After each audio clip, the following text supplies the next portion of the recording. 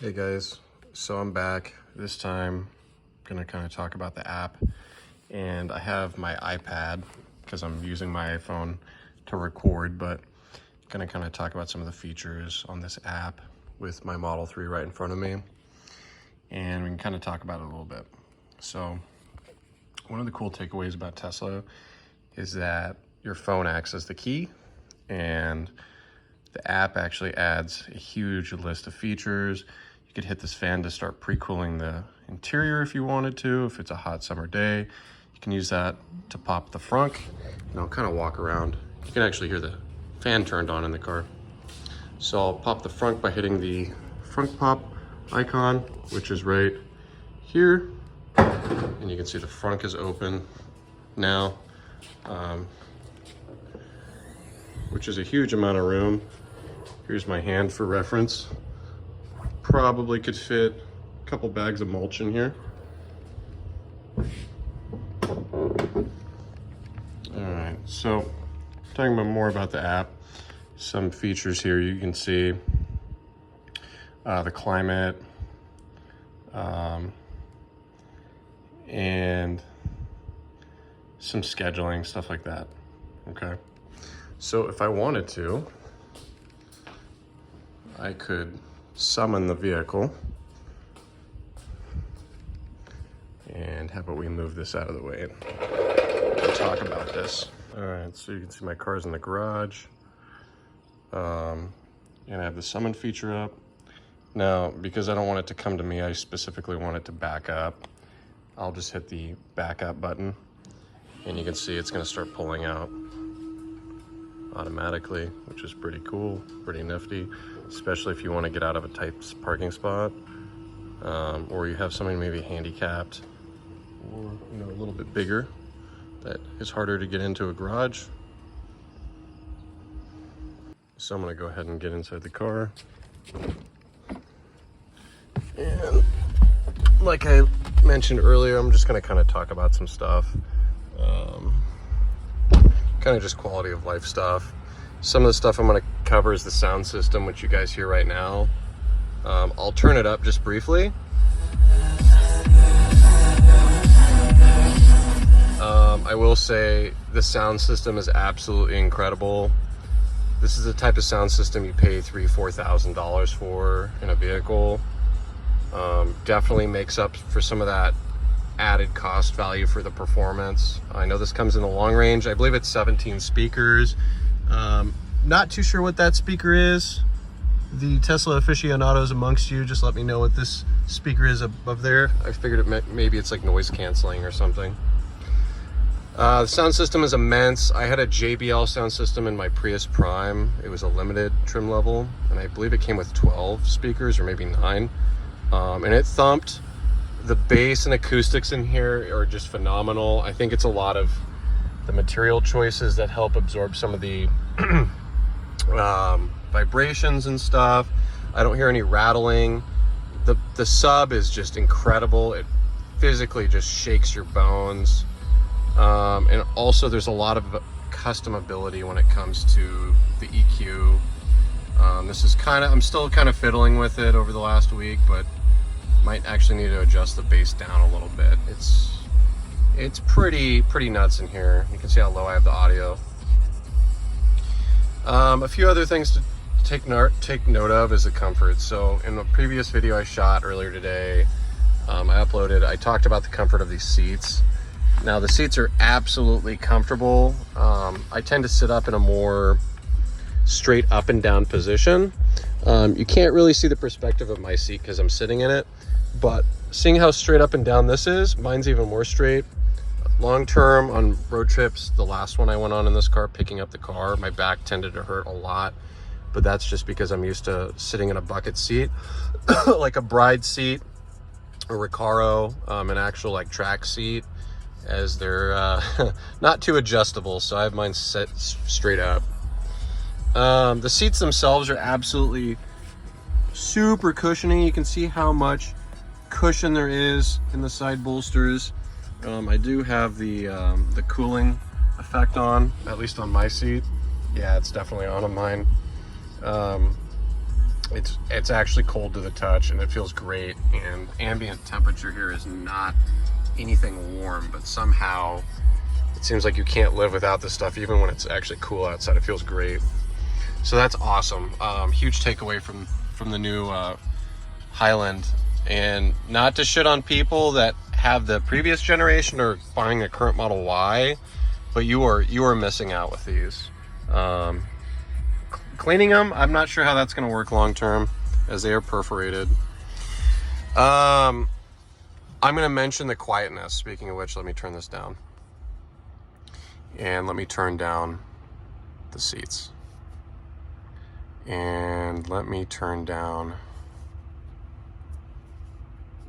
the air. So I am not joking. It gets so quiet in here when you're driving. You can literally whisper on the highway. And my wife and I have tested this. Maybe I should turn into an ASMR channel. But no, in all seriousness, this is the most quiet vehicle I've ever been in. Even more quiet than my Prius, even though that was a plug-in hybrid. Some of the sound dampening in that was not the best. You could definitely hear road noise through the fender wells, in ICE cars or just in cars in general. The Prius was no, laughing stock when it came to refinement. And it was very quiet, but this just pumps it up to a whole new level. It truly is incredible. I typically don't have the air on this much. I will say that when the air is fairly minimal, you can still whisper in the cabin and talk to your passengers through whispers. Even when you're driving 80 miles an hour, it's really great. The deadening material in here, I think, has to do with, the acoustic glass, which I don't know if you guys can see, but the dual pane glass here adds a lot of not R value, but insulation value, or sound dampening value rather. I think the Alcantara does help soak up a bit of extra noise. Really thick padded materials. And I did change out the floor mats for these Amazon ones. So these probably reflect some sound, but I mean, I'm being anal when I'm talking about this. The sound quality in here is absolutely incredible. And I've actually never test drove a pre-Highland Model 3 or a Model Y, in fact, so I have nothing to compare it to, but I'm assuming it's night and day. Talking about the material quality again, I have owned a lot of vehicles, BMWs, Audis, Mercedes, some of those older JDM cars, which had a lot of great material choices that held up long term. I would say the closest thing I have this to compare to is probably BMW or Mercedes in terms of the quality. The fit and finish is great. I haven't heard any creaking, rattling whatsoever. In fact, the only one time I heard anything, I actually diagnosed it, and it was from my garage door opener. And that's how quiet this car is. Little noises. I don't know if my phone can even pick that up, but it's so quiet that little noises, even from something like this, are the sound level is really maximized because you could never hear it in a regular car, or I should say an internal combustion engine car. Talking more about the quality, you see this kind of mattified carbon fiber. I love how subdued everything looks in here. I'm a minimalist at heart, even though my garage doesn't necessarily reflect that. But I love how well this vehicle blends into traffic, and it doesn't tend to draw a lot of attention. I love how the carbon fiber accents in here are in the same boat. They don't draw any attention to themselves. In fact, it almost draws attention to the surroundings. It accentuates the surroundings more in a way that it makes other stuff around it pop. I love how it's matte and not glossy. I really appreciate that. I don't like gloss carbon fiber. I think it looks really tacky. Speaking more about the understatedness of this vehicle, I love how it can sit right next to a BMW of half the value or twice or triple the value, or sit right next to the Hummer EV or whatever vehicle you pair it up against, and it doesn't look like it's trying hard. Or in comparison, I should say, the vehicles I drew up and kind of used as an example tend to draw or maximize attention that's driven towards them and just sheer looks. I love how simple this vehicle looks. And I don't even have to get out to show it to you guys. This is great. I love how the wheels aren't flashy. I love how the body lines are very seamless and don't go against any sort of normalities when it comes to design. I love how it's designed as an EV first, and second to that is, you know, attention to detail and all that other stuff. So it doesn't really draw a whole lot from people's attention. I just love how I wouldn't say it myself. I wouldn't say that I'm a attention seeking person. That was one of the downsides of owning some of the vehicles I owned, is they tended to draw a lot of attention, and that's part of the reason I got rid of them a few years ago. But that's solely my opinion. Maybe you're the person that likes attention. This might not be the car for you. There's definitely flasher vehicles that look crazier than this in a or lesser price point. Okay, so let's talk about the charging again. I mentioned I have a level 2 home charger. You guys can actually see it right up there. I believe it's called Emporia. Uses smart app, and I can gauge how much I'm paying for it on the daily.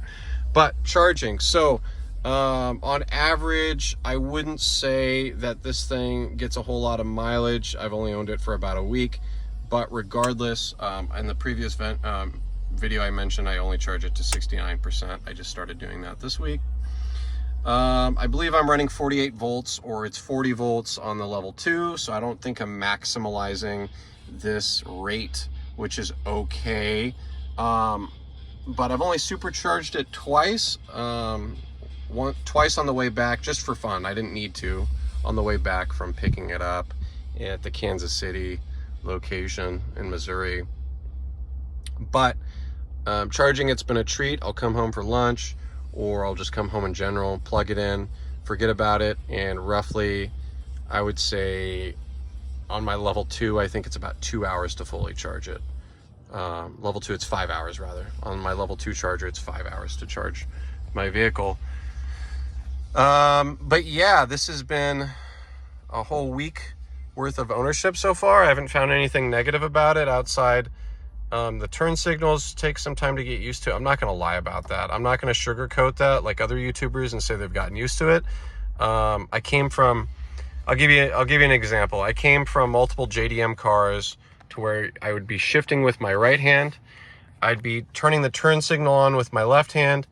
And as an American, that's fairly hard because you're naturally wanting to shift with your left. And so it takes some more brain power. I'm going to be honest, that's easier to shift with my right hand and drive a JDM car than it is for me to learn this. I'm still adapting to it. The capacitive buttons are wild.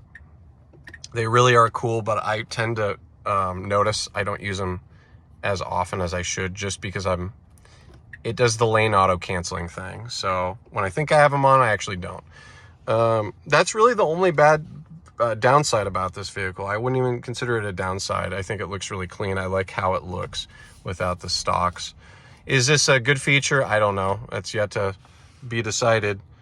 But yeah, I just kind of wanted to talk about the vehicle again, and hopefully I'll make some more vehicles to come, but this is just more or less for fun, and I'll keep you guys updated. And if anybody has any questions, shoot me a message or kind of engage in the comments, and I can help whoever's out.